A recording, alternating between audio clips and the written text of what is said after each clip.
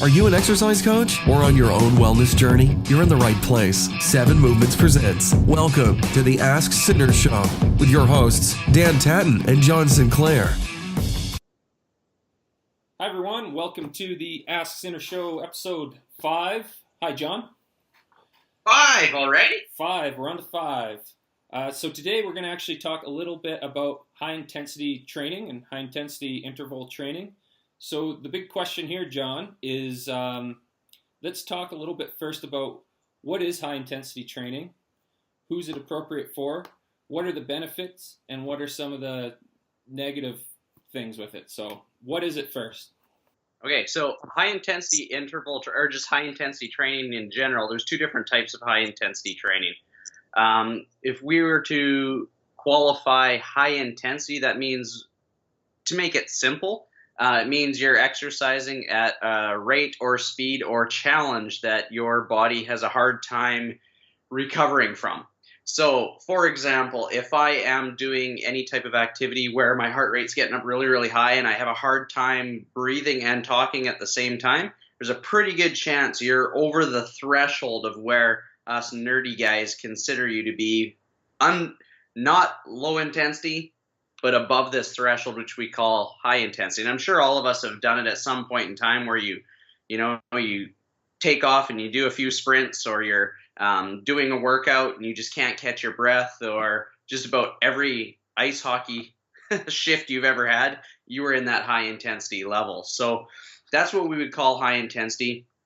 To be really scientific, it means moving above your anaerobic threshold. So generally your heart rate is probably over, for someone who's fairly fit, we would say probably over 170 beats per minute, but that depends on your fitness level as well as your age a little bit. So yeah, it's when your heart rate gets pretty high and then you're having a hard time. The easiest way to track it is you're having a hard time breathing and having a hard time talking at the same time. There's 2 types of training that happen in the industry. One is high intensity steady state. The other is high intensity interval training. And those are both very different.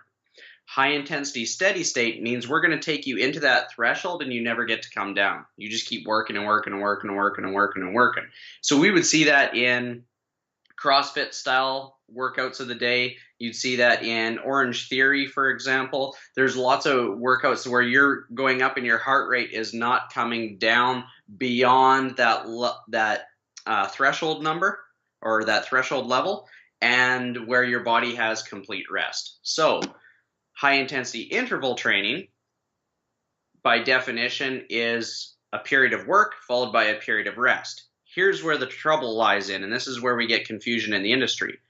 People call it a work to rest ratio. So let's say I'm exercising for 60 seconds. So we're going to do a 1-minute exercise. Then I'm going to give myself maybe 1 or 2 minutes to recover. We would say that recovery could be sufficient enough for most people that are of average fitness level to be able to recover efficiently and be able to start their next work interval. So their heart rate would go like this. It would go up during that 1 minute, and then during the rest time, it would slowly start to come down. And what would appear is you'd see like a peak, like a mountain peak, right? And so we say high intensity interval training has to have these big peaks and valleys, if we were to track your heart rate and see what it's doing over time. The trouble with high intensity interval training is people have got locked onto this work to rest ratio, which means if it's a minute rest and I give myself 10 seconds of rest, then it's still interval training, and it's not, because what normally would happen is you would go up and over that 10 seconds, your body probably hasn't sufficiently recovered and then you have to work again. So in the aggregate, we would say that that's still high intensity steady state training. So Tabata training, that's been out there for a little while. That's generally, very short work intervals, but also very short rest intervals. But because the intensity is so high and the effort is so high, we don't get that interval thing actually happening with full recovery. It becomes steady state. Now, the benefits to both are awesome. So we have in high intensity interval training, we get a huge influx of real positive hormones that are affected from exercise. So that's going to help us create cellular growth. But the challenge to high intensity interval training is that we also need tons of recovery. Okay. So in days of high intensity interval training, if I do it all the time, it's going to be really challenging for me, because with every bit of growth that I have, I also need to crash a little bit. That's how my body creates homeostasis. So that means I need to have more planned rest periods. With high intensity steady state training, it's even that much more traumatic to the body, which means I can't sustain it for a long period of time, and it's very challenging and catabolic in a recovery stance. So we have to try and do more recovery strategies for every bout of high intensity steady state that we do. The other challenge with high intensity steady state is that my body doesn't have the capacity to maintain that for very long. We lose fuel really quickly from it, and then it's hard for us to sustain that level of intensity for a long period of time. So you have to be very well trained to be able to hold your heart rate like these Olympic level cross-country skiers, for example, right, that we just witnessed. So what we have to be cognizant of is that there's two different types of two different types of high intensity training.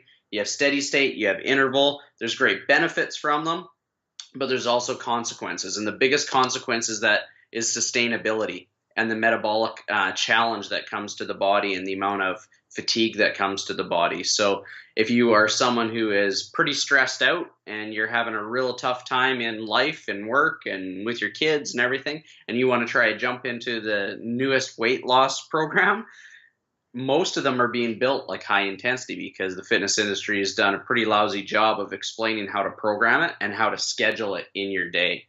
And so what happens in the aggregate of all that stuff that's going on is that we add even more physical stress to a stressful body, and then that actually will make it more challenging for us to lose weight. Okay, yeah, interesting. I guess the big question that we get, like with our Take 7 program, is this isn't high intensity work that people are doing. Is it still valuable? Yeah, and we would say that high intensity steady state is valuable. High intensity interval training is valuable. We would say low intensity steady state is valuable. And we would say low intensity interval training is valuable. And where we're really sitting on is kind of in the cusp between low intensity interval and low intensity steady state. We're asking you to do exercise for 7 minutes at a time and then take a really long interval right before you come back and do it again.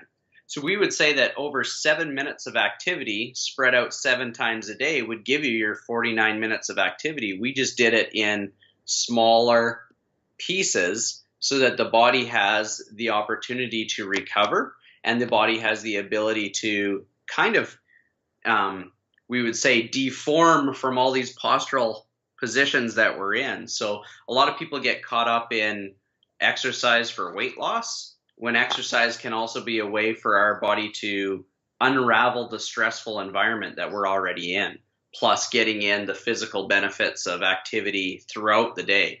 So that's why we designed 7 movements the way that you and I did, was to be able to set these valuable tools that people aren't using, right, and not able to get throughout the day, because most people aren't well informed and they're not well educated on how that could be valuable.